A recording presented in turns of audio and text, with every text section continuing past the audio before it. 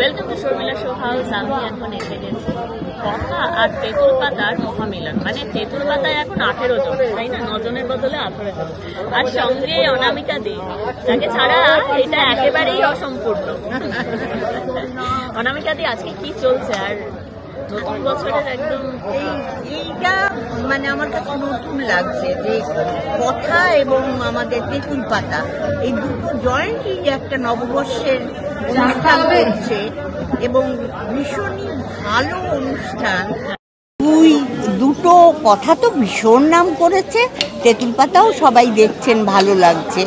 তো তাদের মিলনে নববর্ষ হয়ে উঠবে। দর্শকরা কিন্তু একদম মিস করবেন না, নববর্ষের দিন অবশ্যই দেখবেন। অসাধারণভাবে এই তেঁতুল পাতা আর কথা এদেরকে নিয়ে অনুষ্ঠান করা হচ্ছে এবং আমরাও তার মধ্যে বুঝতেই পারছি, আমরা তেঁতুল পাতার লোক, আমি বিশেষ করে।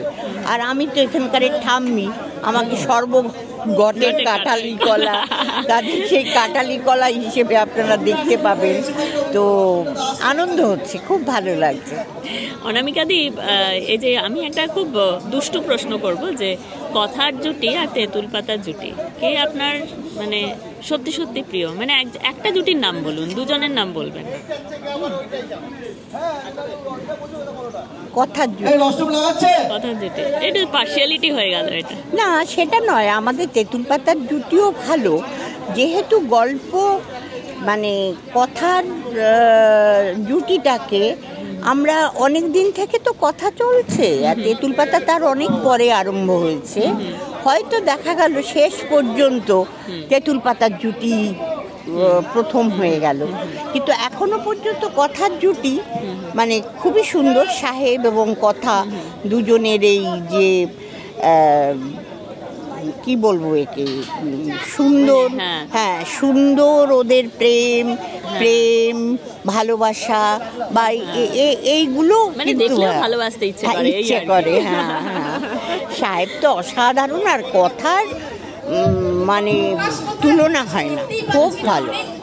আচ্ছা অনামিকা দি, এই যে ধরুন নববর্ষে আপনি বহুদিন ধরে দেখেছেন যে কালচারে মানে সংস্কৃতিগত দিক থেকে নববর্ষ অনেক কিছু পাল্টেছে। মানে আরও 30 বছর আগে নববর্ষ যেভাবে পালিত হতো, বা আরও 50 বছর আগেও নববর্ষ যেভাবে পালিত হতো, এখন সব কিছুর মধ্যেই মানে সিনেমার মধ্যে বলুন, সিরিয়ালের মধ্যে বলুন, ওই নববর্ষের এলিমেন্টটা অন্য রকম হয়েছে। অন্য বাংলা ছাড়াও অন্য গান, সব কিছু। দেখো, 50 বছর আগেরটা আমি বলতে পারবো না, 40 বছর আগেরটা আমি বলতে পারবো। আবার যেটা মনে হয়, তখনকার নববর্ষ আমাদের কাছে একটা বিরাট ব্যাপার ছিল, আর নববর্ষের দিন একটা না একটা ছবির মহরত থাকবেই, এবং সেই মহরতে সেই ছবিতে যদি আমি থাকি, বেশিরভাগ তাই থাকতাম। তখন কি হতো, নববর্ষের দিন সকালবেলা স্নান টান করে ঠাকুর নমস্কার করে স্টুডিওতে আসতাম। এসে মহরত করতে গিয়ে প্রথম ক্যামেরা পুজো হতো, নারকোল টারকোল ফাটিয়ে সেই ক্যামেরা প্রণাম করতাম, ফ্লোরে প্রণাম করতাম, ডিরেক্টরকে প্রণাম করতাম, করে যেখানে পুজো হয়েছে লক্ষ্মী গণেশের সেখানে প্রণাম করে তারপর আমাদের মহরতে তো পুরো শুটিং হতো না, একটা সিনের হয়তো কিছু পার্ট আমাদের দিত ডায়লগ, সেইভাবে আমরা করতাম। সেটার একটা যে এক্সাইটমেন্ট, এটা অসাধারণ ছিল। এটা তখন তো মহরত মানে নাচ গান হুল্লোড় এই সবগুলো ছিল না, তখন একটা কুলি একটা মহরত হতো। অথচ তারপরে লাঞ্চ ব্রেকে আমরা সবাই একসঙ্গে খাওয়া দাওয়া করা, ছবির যত আর্টিস্ট টেকনিশিয়ানরা সব এসে আনন্দ করতো, সব একসঙ্গে আমাদের খাবার টাবার পরিবেশন করতো, খুব আনন্দ হতো। বিকেলবেলা যখন বাড়িতে আসতাম তখন খুব ভাল লাগতো। তখনকার পরিবেশ আর চাহিদা দুটোই আলাদা ছিল, আর এখন আলাদা। আপনি কি এই দুটো সময়ের মধ্যে একটা সেতু বন্ধন দেখতে পান? মানে এখন যা চলছে বা যা, না, আমি সবটাই মানিয়ে নিতে পারি। তখনও যা করেছি, একবার এই বসেছিলাম যখন, তখন মনে হচ্ছিল যে বাবা সেই কখন থেকে এনে বসিয়ে রেখে দিয়েছে, কি করবে, শুধু কি র্যাম্পেই হাঁটাবে? এই জন্য এই তখনকারের দিনে আবার এইটা ছিল না, সিরিয়ালে এইটা হয়।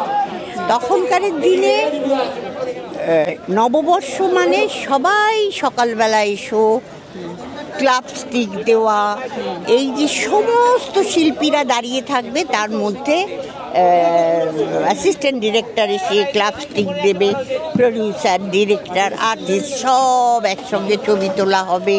সে একটা অন্য মানে মানসিকতা। আচ্ছা, নববর্ষে সোশ্যাল মিডিয়া মানে যেটা একেবারেই ছিল না, কিন্তু সোশ্যাল মিডিয়া আপনি খুব জনপ্রিয়, মানে আপনার কথা লোকে শুনতে চায়, জানতে চায়। তো এই ব্যাপারটা কেমন লাগে? একটা সম্পূর্ণ অন্য মিডিয়াম, যেটার কথা ভেবে আপনি কোনোদিনই সিনেমা জগতে আসেননি, সেখানে আপনার এত প্রতিষ্ঠা কেমন লাগে? আসলে আমি সব কিছুকে মানিয়ে নিতে পারি। কেন জানো? আমি যে অভিনয়টাকে ভালোবাসি, 17 বছর বয়স যখন আমার, তখন থেকে আমি অভিনয় জগতে এসেছি। মাঝখানে 6 বছর বিয়ের পর আমি অভিনয় করিনি। তারপর বেদের মেয়ে জ্যোৎস্না দিয়ে যখন মোটাসোটা হয়ে আবার আমি অভিনয়ে এলাম। এখনো পর্যন্ত করছি, মৃত্যুর দিন পর্যন্ত করতে চাই। সব ঈশ্বরের ইচ্ছে, তিনি যা করাবেন তাই হবে। কিন্তু আমি সব কিছুকে মানিয়ে নিয়ে করতে পারি। আমার এটাও ভালো লাগছে, ওটা মনে পড়লে মনে হয় এইরকম ছিল। তখন সব ডিরেক্টর মানে আমরা মাস্টার মশাই মনে করতাম, হ্যাঁ, কিন্তু এখন ফ্রেন্ডলি সব। হ্যাঁ, এইগুলোকে মানিয়ে চলতে পারলে কোনো অসুবিধে নেই। থ্যাংক ইউ সো মাচ, খুব ভালো থাকবেন। নববর্ষের অনেক শুভেচ্ছা, শুভ নববর্ষ।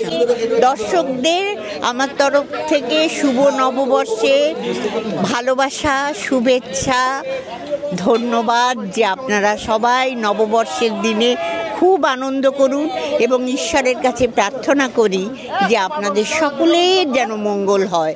2000 না তো, এটা হচ্ছে 1432, এই যে বাংলা সন, এটা যেন স্মরণীয় হয়ে থাকে, সকলের যেন ভালো হয়। নমস্কার। Thank you.